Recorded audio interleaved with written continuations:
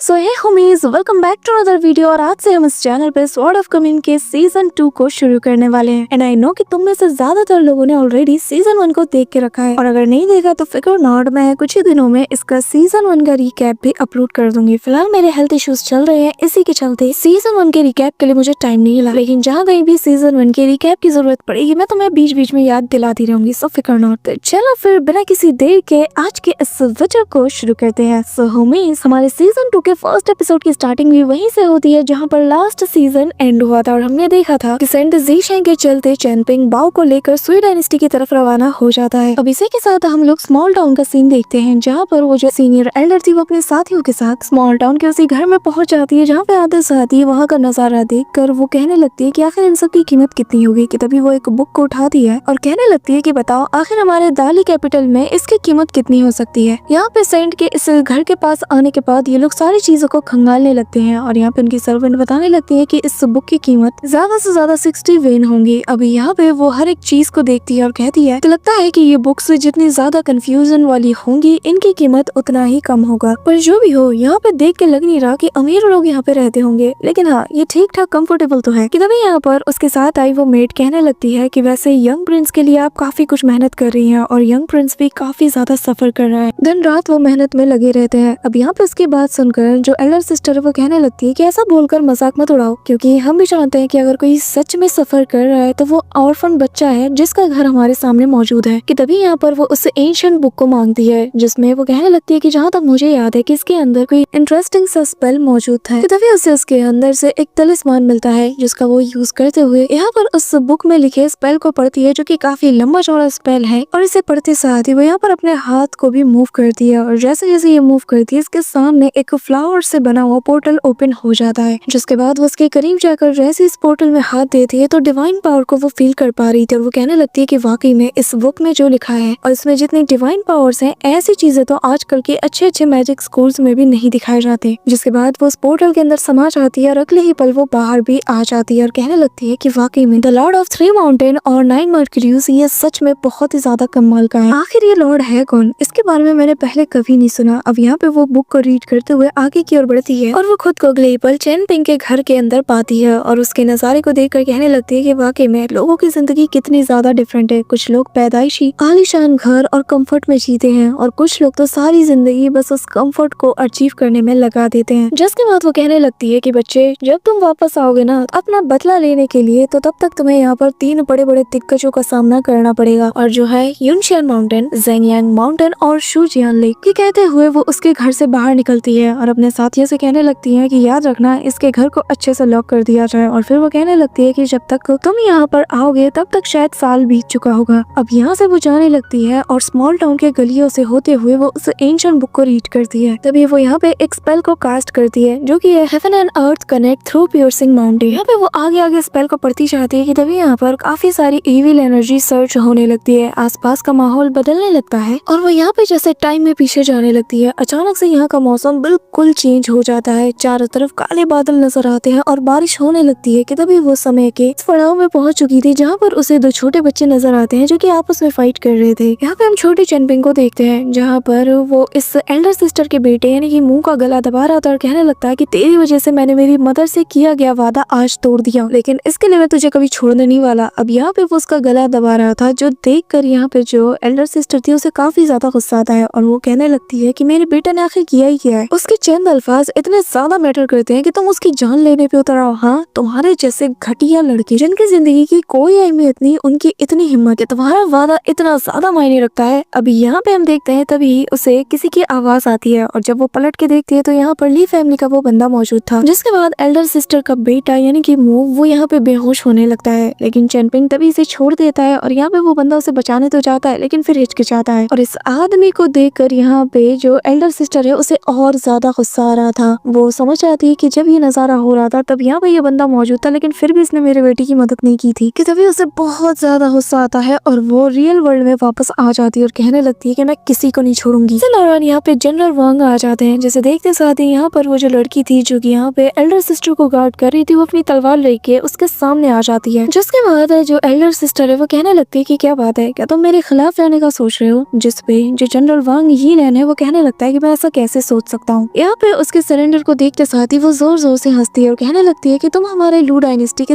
Top warrior हो जिसने की सरेंडर कर दिया था। एक 8 रियलम का मार्शल आर्ट एक्सपर्ट जब इस कॉन्फिडेंस के साथ बात करता है ना तो देखने में मजा आता है। पर तभी यहाँ पर सामने खड़ी लड़की स्वॉर्ड निकाल लेती है, लेकिन तभी यहाँ पे जो एल्डर सिस्टर है वो कहने लगती है कि हम दोनों इस वक्त सेम साइड में हैं, तो बेहतर यही होगा कि तुम भी अपनी तलवार को म्यान में रख लो क्योंकि मुझे वायलेंट का रास्ता ज्यादा पसंद नहीं। जिसके बाद वो जनरल वांग के करीब जाते हुए कहने लगती है कि चलो ठीक है, मैं तुम्हारे लिए इतना कर सकती हूँ कि जिन्हें तुम सबसे ज्यादा प्यार करते हो और जिन्हें प्रोटेक्ट करना चाहते हो उन्हें मैं इंपीरियल पैलेस भेज देती हूँ या फिर मैं उन्हें जियाओ फाइन के इलाके में भेज दूँ। अब यहाँ पे अपने फैमिली मेंबर्स का सुनते साथ ही इसका माथा सिकुड़ने लगता है और वो इमीडिएटली इसके सामने झुकते हुए कहने लगता है कि मुझे माफ कीजिएगा मेरी रूडनेस के लिए, आप जो कर रही है बिल्कुल सही है, मुझसे गलती हो गई कि मैंने आप पे डाउट किया, आप जो कर रही है आप बिल्कुल सही कर रही है, मुझे मेरी गलती के लिए माफ कीजिएगा। योर मैजेस्टी मैं बस आपके कमांड के इंतजार में हूँ, आप बताइए मुझे करना क्या है। यहाँ पे उसके बिहेवियर को देखकर वो काफी ज्यादा खुश हो जाती है और वो कहने लगती है कि फिलहाल मैं चाहती हूँ कि आज तुम मेरे लिए 2 लोगों के सिर को लेके आओ और जिनमें से जो पहला वाला है वो farmer supervisor song you Seng और दूसरा वो इंसान है जो कि इस घर का मालिक है। ये कहते साथ ही वो चेन पिंग के घर की तरफ देखती है और कहती है कि नाम है उसका चेन पिंग। इसी के साथ सीन शिफ्ट होता है और हम इतने टाइम बाद चेन पिंग और बाओ को देखते हैं जहाँ पर ये दोनों नदी के किनारे बैठे हुए थे और यहाँ पे चेन पिंग पानी के अंदर हाथों से मछली को पकड़ने की कोशिश करता है और ऐसे करते करते उसने काफी सारी मछलियां भी पकड़ ली थी कि तभी वहीं दूसरी तरफ हम बाओ पिंग को देखते हैं जो कि यहाँ पर कुछ रीड कर रही थी और यहाँ चेन पिंग उसे देखकर कहता है कि लिटिल बाओ एक बात बताओ, क्या तुम्हें मास्टर जी ने कभी आउटसाइड वर्ल्ड के बारे में बताया है? जिस पर वो जो कि एक नक्शे को देख रही थी वो यहाँ बताने लगती है कि हाँ बिल्कुल, मास्टर ने मुझे बहुत कुछ बताया है और बताया है कि हमारे इस विशाल दुनिया में बहुत बड़ी 9 कंट्रीज मौजूद हैं जिन्हें की द ग्रेट 9 कंट्रीज कहा जाता है और जो ईस्टर्न बाओ पिंग कॉन्टिनेंट है जहाँ से अभी हम लोग बिलोंग करते हैं इन सभी 9 ग्रेटेस्ट कंट्रीज में सबसे छोटा है। लेकिन फिर भी हमारे इस बाओ पिंग कॉन्टिनेंट में बहुत बड़े बड़े ऐसे स्टेट्स हैं जो कि बहुत ही ज्यादा अट्रैक्टिव है, ऐसी डायनेस्टी जो कि जंगल की तरह फैली हुई है और यहाँ के लोग तो बहुत ही ज्यादा अमेजिंग है और इतने ज्यादा तुम्हें यहाँ लोग देखने को मिलेंगे कि तुम गिनती भूल जाओगे। लेकिन ये तो रही हमारी कॉन्टिनेंट की बात, लेकिन मैंने अभी तक तुम्हें नॉर्दर्न कोरो कॉन्टिनेंट के बारे में नहीं बताया जो कि और ज्यादा विशालकाय है। फिर बारी आती है साउदर्न जैम्बो कॉन्टिनेंट की जहाँ के साउदर्न कुजीन काफी ज्यादा फेमस है। फिर आती है सेंट्रल डिवाइन कॉन्टिनेंट की बारी जो कि अपनी डिवाइन ट्रेजर्स और पावर्स के लिए काफी ज्यादा फेमस है। अब यहाँ पे हमारी नन्ही बाओ आगे बात करते करते भूल जाती है कि इसके बाद बाकी के कॉन्टिनेंट्स के नाम क्या है, लेकिन जो चेन पिंग है वो बड़े गौर से इसकी बातें सुन रहा था। जिसके बाद वो यहाँ पे बताने लगती है कि पर चिंता मत करो, मैं तुम्हें सही सलामत बिल्कुल उसी जगह ले जाऊंगी जहाँ में हमें जाना है। और फिर वो नक्शे में देखकर बताने लगती है कि हमें सबसे पहले टाइफो रिवर को फॉलो करते हुए साउथ वर्ल्ड की तरफ जाना है, वो देखो बिल्कुल वहाँ पे।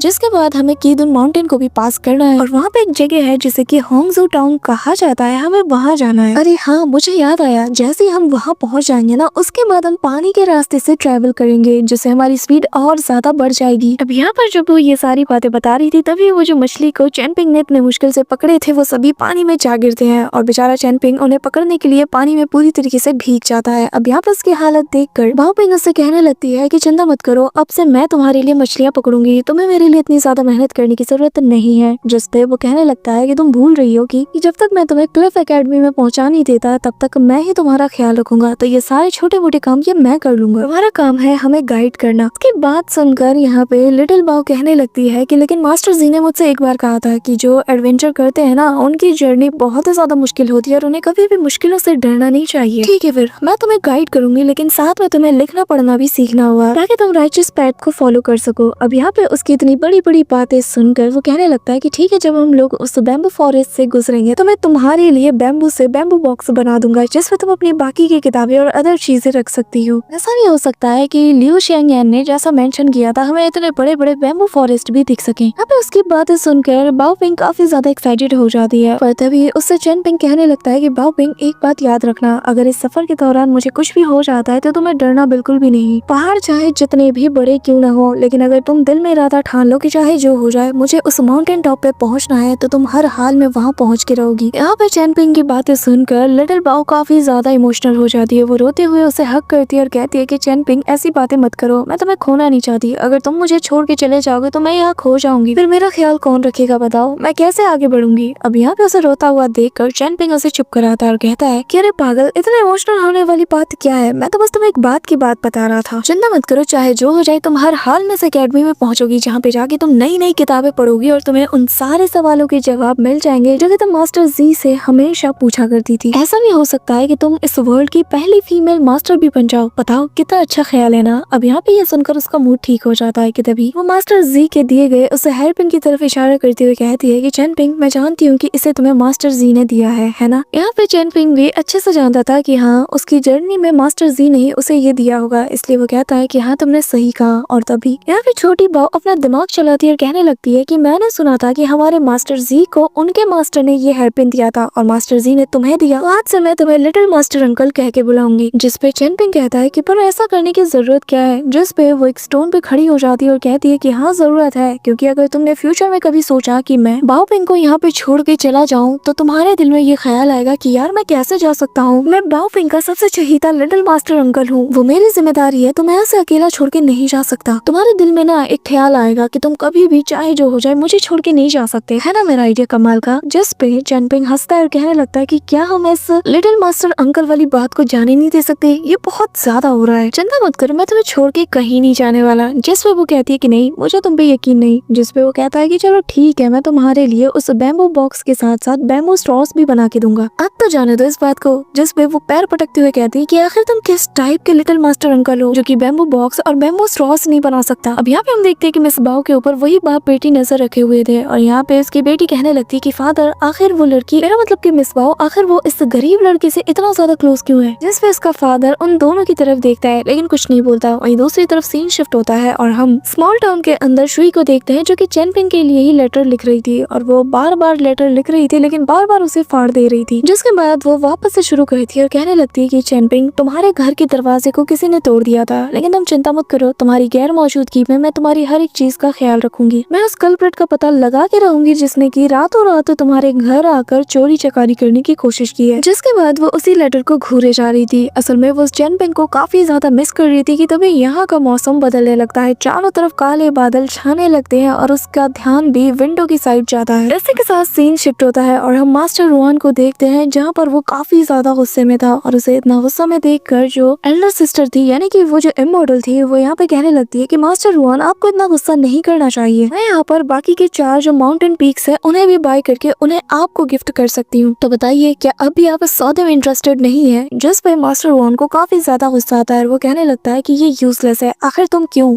उस बच्चे चेनपिंग की जान लेना चाहती हो, लेकिन अगर तुम फिर भी उसे मारने के लिए इतनी ज्यादा डेस्परेट हो तो तुम इस दाली कॉन्टिनेंट के बाहर भी तो उसका इंतजार कर सकती हो, जैसे ही वो दाली के बॉर्डर को क्रॉस करे तुम वहाँ पे इसका काम तमाम कर सकती हो, तो आखिर यहाँ क्यों। जिसपे वो कहने लगती है कि मैं आपसे कुछ छुपाना नहीं चाहती, लेकिन मेरा जो बेटा है ना मू, वो बहुत ही जल्द दाली कैपिटल में एंटर होने वाला है और तब उसके पास एक बहुत ही बड़ी अपॉर्चुनिटी आने वाली है और मैं नहीं चाहती कि कोई भी चीज उसके माइंड स्पेस को डिस्टर्ब करे। इसी के चलते मेरे बेटे के लिए मुझे कोई भी चीज अगर मुसीबत नजर आएगी तो मैं उसके सामने ही उसे जड़ से उखाड़ फेंकना चाहती हूँ। तो मास्टर रुआन बताइए आखिर आपकी कीमत क्या है। यहाँ तक कि मैं आपके लिए हिज मैजेस्टी से रिक्वेस्ट भी कर सकती हूँ कि वो आपके लिए एनलाइटमेंट के सारे दरवाजे खोल के रख दो, और न सिर्फ मैं बल्कि इंपीरियल पैलेस के जो सीनियर प्रिसेप्टर्स हैं वो भी, और हमारे जो प्रिंसेस सॉन्ग चैंगिंग है वो भी आपके लिए, आपके फ्यूचर एनलाइटमेंट के लिए, आपके लिए आसानियां पैदा करेंगे। वो आपके लिए सब कुछ कर सकते हैं, बस आपको मेरे कहने पर उस लड़के को जान से मार देना है। अब यहाँ पे उसकी बातें सुनकर मास्टर रुआन अपनी आंखें खोलते हैं और कहने लगते हैं कि अगर अपनी भलाई चाहती हो तो दोबारा इस शहर में और इस कंट्री में अपने कदम मत रखना, वरना तुम्हारे साथ जो होगा उसके लिए मुझे जिम्मेदार मत ठहराना। ये कहते साथ ही वो यहाँ से जाने की कोशिश करता है कि तभी यहाँ पर जो इमॉर्टल थी वो कहने लगती है ठीक है, मैं तुम्हारी बात समझ गई, लगता है कि अब मुझे बॉर्डर के पास ही उस लड़के का इंतजार करना होगा ताकि मैं उसे वहाँ पे ठिकाने लगा पाऊँ। ये कहते हुए वो यहाँ से चली जाती है, लेकिन तभी सीन शिफ्ट होता है और हम यहाँ पर उस इमॉर्टल को देखते हैं जो कि एक मैसेज को किसी के जरिए से इंपीरियल पैलेस तक पहुँचा रही थी कि तभी यहाँ पर एक बंदे की एंट्री होती है और जिसे फील करते साथ ही यहाँ पे जो मास्टर रुआन थे वो इमीडिएटली वहाँ से गायब हो जाते हैं और उस बंदे के पीछे पड़ जाते हैं। अब यहाँ पे सीन शिफ्ट होता है और हम ली हो और उसके फादर को देखते हैं जहाँ पर ये लोग अभी भी चेनपिंग और मिस बाओ के ऊपर नजर रखे हुए थे, जहाँ पे लीहू अपने फादर से कहती है कि आखिर हम लोग कब तक ऐसे छुप कर इन पे नजरें रखेंगे। जिसपे उसका फादर कहने लगता है कि जब तक मिस बाओ सही सलामत अपनी डेस्टिनेशन पे नहीं पहुँच जाती तब तक हमें उन्हें फॉलो करते रहना है। वैसे भी वो नहीं चाहती कि हम उनके साथ जाए, तो हमें छिप कर इन पे नजर रखनी ही होगी। अगर तुम उस लड़के पे शक करी हो तो क्या तुम भूल गई हो कि उस लड़के ने तुम्हारा तब क्या हाल किया था, तुम्हें कितना अच्छा उसने सबक सिखाया था। ये कहते साथ ही वो सीन को याद करती है जब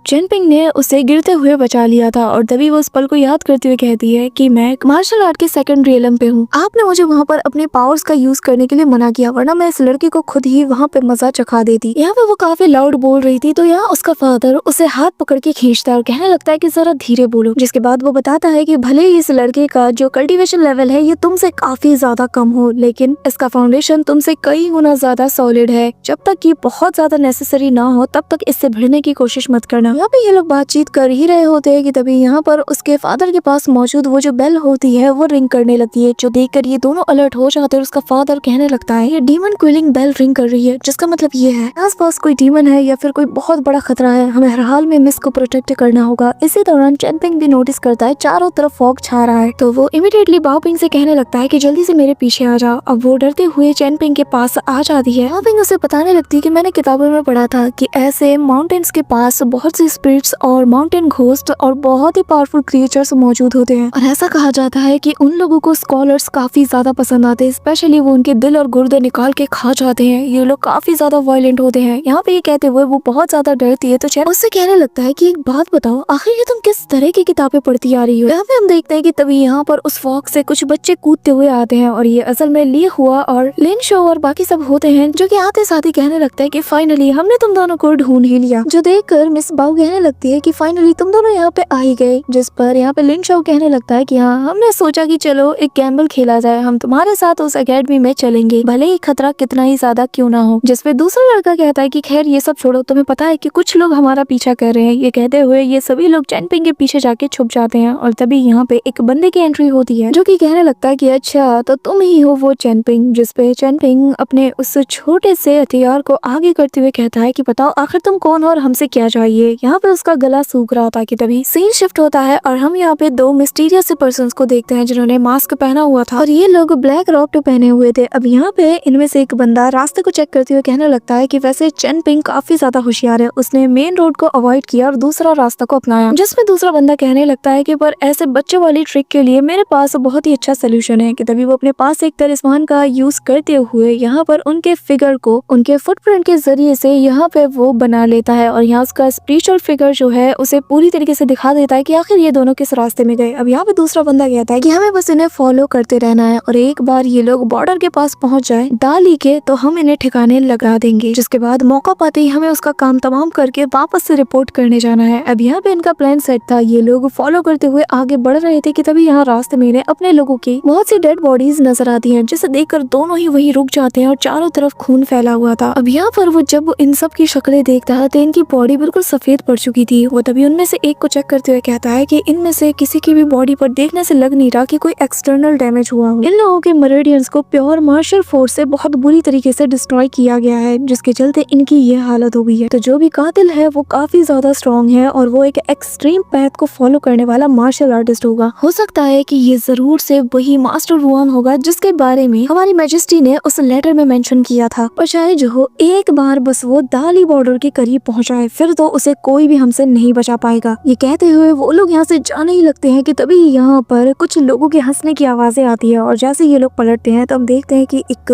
ओल्ड टाइप का क्रीपी सा बंदा होता है, जो कि यहाँ पर किसी के बॉडी पार्ट को कच्चा चबा रहा था। कि तभी यहाँ पर पीछे से वही लड़की हमें नजर आती है जैसे कि अभी हमने मरा हुआ पाया था। वो यहाँ किसी के हाथ को खाते हुए आ रही थी और कहने लगती है कि जरा देखो, ये दोनों तो दिखने में काफी ज्यादा डिलीशियस लग रहे हैं, तो चलो अगला शिकार इनका किया जाए। यहाँ पे हम देखते हैं कि दोनों अपनी पावर्स को एक्टिवेट करते हैं, और यहाँ इनकी बॉडी से बहुत ईविल पावर निकलती है, जो कि आसपास इन दोनों ब्लैक रॉक पहने हुए बंदों को घेर लेती है, और फिर दोनों तेजी से इस पे टूट पड़ते हैं। देखकर उनमें से एक बंदा कहता है कि इन्हें जल्द से जल्द खत्म करो क्योंकि हमें निकलना है। तो वो बंदा यहाँ पे अपनी स्वॉर्ड को समन करते हुए उस लड़की पे अटैक करता है, और यहाँ अपने उल्टे हाथ से उस लड़की के मुंह को पकड़ता है और उसका सिर जमीन पे कुचल देता है। ये देखकर उसका जो साथी था वो उल्टे पैर यहाँ से भागने लगता है, लेकिन वो अपनी स्वॉर्ड को तब तक इसकी तरफ फेंक चुका था, जो कि इसकी बॉडी के आर पार होके वापस इसके हाथ में आ जाती है, और ये अगले ही पल इसकी गर्दन को भी उड़ा देता है। इसी के साथ हम देखते हैं कि वो बंदा वहीं पे मारा जाता है। कि तभी सीन शिफ्ट होता है और हम देखते हैं कि यहाँ पे चेनपिंग के सामने वही मिस्टीरियस सा पर्सन आ जाता है, जहाँ पर उसके पीछे उसका एक साथी भी था, और यहाँ पे वो कहने लगता है कि तुम जरूर से वही चेनपिंग होंगे ना, वैसे मेरा नाम लियांग है और मुझे तुमसे मिलकर काफी ज्यादा अच्छा लग रहा है। अब यहाँ उसके साथ उसका गधा भी होता है, और ये सभी लोग डरते हुए इस बंदे को देख रहे थे। और तभी यहाँ पे लियांग अपने बॉटल को बाहर निकालते हुए कहने लगता है कि वैसे मैं बता दूं, मैं एक स्वॉर्ड्समैन हूँ। यहाँ पे स्वॉर्ड्समैन का सुनकर चेनपिंग उससे कहने लगता है, लेकिन तुम्हारे तुम्हारे पास तो तुम्हारी स्वॉर्ड नहीं, तो आखिर तुम किस टाइप के स्वॉर्ड्समैन हो? जिसपे वो बताता है कि हाँ, वो बात ये है कि मुझे अपने मुताबिक अब तक कोई स्वॉर्ड नहीं मिली, इसलिए मैं इस बैम्बू स्टिक का यूज करता हूँ। और चिंता मत करो, मुझसे डरने की जरूरत नहीं है। मैं तुम लोगों को यहाँ से यूफो पास, जो कि दाली बॉर्डर के पास है, वहाँ तक तुम लोगों को एस्कॉर्ट करूंगा। इसी दौरान लीहू और उसका फादर आ जाता है और यहाँ पर वो आते साथ ही कहने लगती है कि जरा देखो कौन इतनी बड़ी बड़ी बातें कर रहा है। कि तभी मिस बाऊ जब इन दोनों को देखती है तो वो भी हैरान थी और कहने लगती है कि अच्छा, तो आप दोनों मुझे तब से फॉलो कर रहे हैं। जिसपे हम देखते हैं कि सामने मौजूद बंदा अपना असली नाम बताता है, बताने लगता है कि जैनपिंग, मैं ली फैमिली का बहुत ही लॉयल सर्वेंट जू हे हूँ और ये मेरी बेटी है और हमारी मिस का ख्याल रखने के लिए तुम्हारा बहुत शुक्रिया। और ये मेरी बेटी है जिसका असली नाम जू लू है और हम दोनों हमारे एंसेस्टर के दिए गए ऑर्डर के तहत ही मिस बाऊ को यहाँ तक गाइड करते हुए आ रहे हैं। यहाँ पर मिस बाऊ जो है वो चैनपिंग से कहने लगती है कि मुझे लगा कि शायद तुम इन्हें पसंद नहीं करोगे, तो मैंने इन्हें ट्रिक किया और इन्हें दूसरी तरफ भेज दिया था, तो इसलिए लिटिल मास्टर अंकल मुझे माफ कर देना। अभी यहाँ पे इसकी बात सुनकर चैनपिंग स्माइल करता है कि तभी यहाँ पर जो जूलू है वो कहने लगती है कि लियांग, अब बताओ कि आखिर तुम यहाँ पे कर क्या रहे हो? जिसमें वो कहने लगता है कि अरे शांत हो जाओ, मेरी बात तो सुनो। असल में मैं यहाँ पे ना मास्टर रुआन की बेटी की तलाश के लिए आया था, क्योंकि मैंने सुना है कि उसकी बेटी काफी ज्यादा अट्रैक्टिव हो चुकी है और काफी ज्यादा डेलिकेट भी। सोचा एक बार जाके इस खूबसूरत को देखा जाए। अभी यहाँ पे ये बात सुनकर जो चैनपिंग है वो लियांग को दूसरी डायरेक्शन पे पॉइंट करता है और जैसे ही वो मुड़ के देखता है तो मास्टर रुआन ऑलरेडी वहाँ पे पहुंचे थे। वो अपनी पावर की ऑरा को रिलीज करते हुए कहने लगते हैं कि क्या कहा, जरा फिर से बोलना। अब यहाँ उनके पावर से ही वो पानी में गिर जाता है तो मास्टर रुआन कहने लगते हैं कि कहीं तुम वही वेई जिन तो नहीं जो कि उस स्नो टेम्पल से बिलोंग करता है।